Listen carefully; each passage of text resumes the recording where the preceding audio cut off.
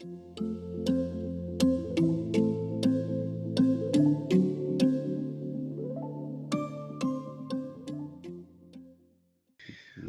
right, well, we've got some folks in. I feel like we can probably at least get started here. We're at 12:02, it looks like. I'll go ahead and introduce us here. Yeah. Thanks, those of you who are joining our webinar today. My name is Chris. I'm the growth leader here at Xpert Technologies. Xpert is a local managed service provider headquartered here in Troy. At Xpert, I'm the least technical person on the team. My focus is on connecting local business leaders to our technical team so we can co-author solutions that keep our clients supported, growing, and then specific to today's conversation, secure. I'll be the moderator for today's discussion, so as questions arise, feel free to drop them in the Q&A chat so I can see them. I'll save those to the end of the presentation. But joining us today is Ethan Tancredi. He is the technical account manager at Huntress. Huntress is our cybersecurity partner. Ethan, feel free to introduce yourself and jump into the presentation. Yeah, Chris, thank you so much for having me today. And a little background on me and a little background on Huntress in case you don't know what we do. My background is I've been with Huntress 3.5 years now. I am a technical account management team. I started as a sales engineer and then pivoted over about 1.5 years ago over to the technical account management team when that was spun up at Huntress. At the time, my manager came to me and said, "We're spinning up this new team. Would you like to be part of it?" And I was like, "I don't even know what a technical account manager does." And he went, "Well, you know, Ethan, how you love to do webinars. You love to educate the public about cybersecurity. You love to make sure people are following best practices and talking about those." I was like, "Yeah, that's so important to being a sales engineer." He's like, "Actually, that's what a technical account manager does. The sales engineer at Huntress was helping out with those things." He's like, "But that's not the primary focus." I was like, "Oh, perfect." Before that, I was actually in the MSP space. For 17 years, I started as a tech, climbing under desks, etc., and eventually worked my way up into senior leadership at a couple of different managed service providers. I'm based out of Syracuse, New York. Huntress is a complete remote company, so we are all over the world. From there, Huntress, as who we are a managed security platform is the best way I like to call it. And we call ourselves a managed security platform because all of our products, and I'll be talking through them today in conjunction with, talking about cybersecurity and what we are talking through today. But all of them are managed, mean we have a 24/7 security operations team who's based in the US, in Australia, and then in the UK, Ireland to get a follow the sun staffing model. The company itself was founded by 3 gentlemen who came out of the NSA, and they were really good at getting onto adversary machines and staying there. So persistence is a term you will hear.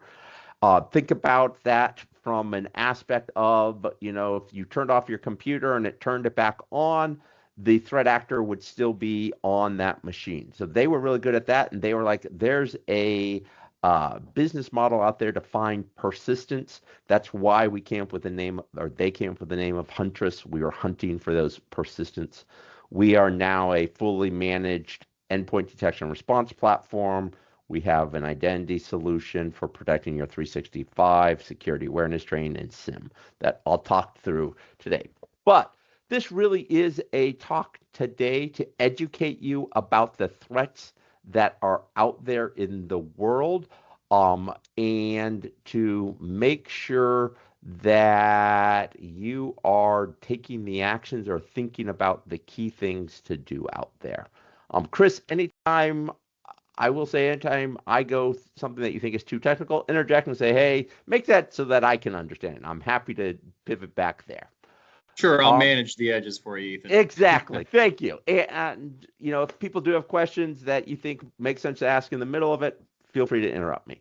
So, a big myth that's still out there, and I'm combating. I think we're getting better at combating this myth, but is that hackers are these nerds who wear hooded sweatshirts and they write code in their mom's basements. And although, yes, there are examples of what I'll call these one off people who are, a hacker, by themselves, that really is not what we are facing today. Actually, it is a cybercrime is a organized business and it's a growth industry.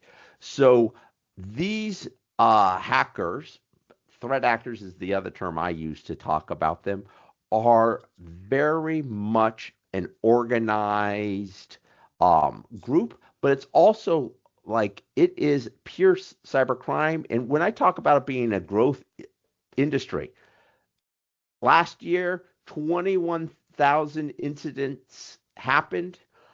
That's 85 incidents a day, so that have been recorded. So these following numbers I'm going to be sharing, these are from the FBI.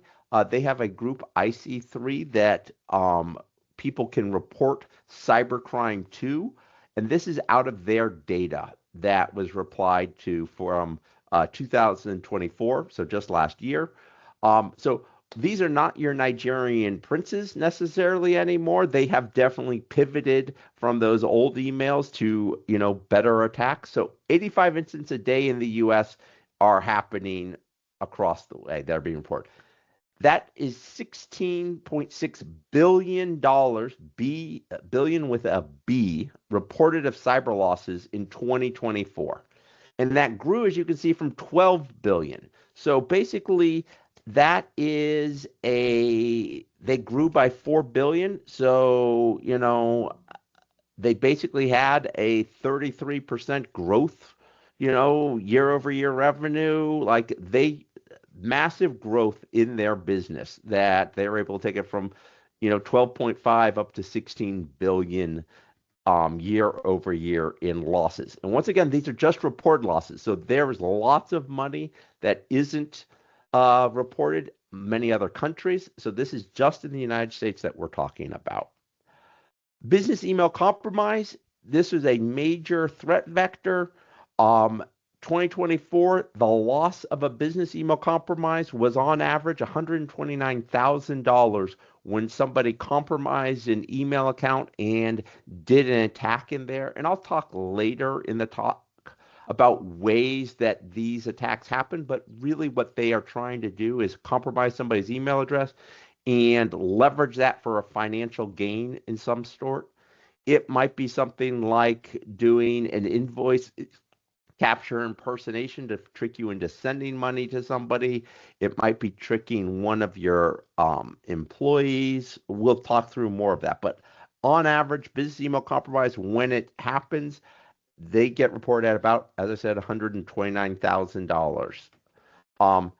And then, unfortunately, with artificial intelligence, and when I say AI, I really am talking about the large language models, the Chat GPT, the Claudes, those things, and rapidly advancing attacks. Think of things like also what has been done with fake videos, fake voice. Cyber attacks are going to become more difficult for businesses to protect themselves against. Um, and at Huntress, we've actually seen the threat actors using AI.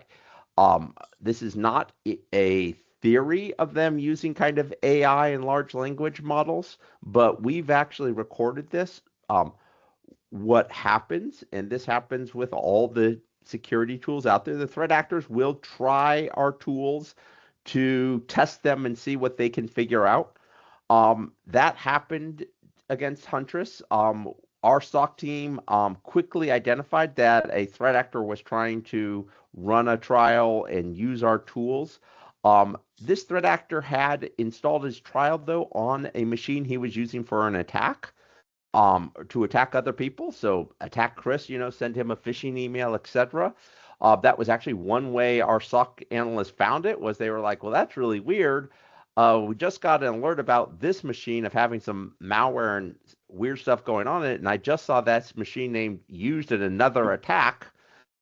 We quickly ended that trial, but we were able to grab data off of that machine to understand tradecraft that threat actor had been using. And one of the things we saw was this was a threat actor who was doing phishing emails. And in particular, we suspect they were based out of the Southeast Asia, kind of Indonesia region, based on the language that this person was using Google Translate for. They were going to different banks, landing on those bank pages, and understanding how they communicated with their clients, using ChatGPT then to sanitize and make the phishing email better in different languages from Indonesian into a series of different languages, not just English, but Spanish and other languages, sending those emails out, but then using automation programs like Zapier to do workflow automation as well. So when somebody clicked on it, put in credentials, it would actually grab those credentials, it would bundle them up, it would send them off to a Telegram channel. So like they are working quickly to use these tools we're using to make our lives better, right, and work faster. It's helping them as well. So you want to be aware of that. And I mean, there's some crazy things being reported about fake Zoom meetings that have been used to perpetrate crimes, especially around in the crypto community. But this is only going to increase, and you'll want to be aware of these kind of attacks happening.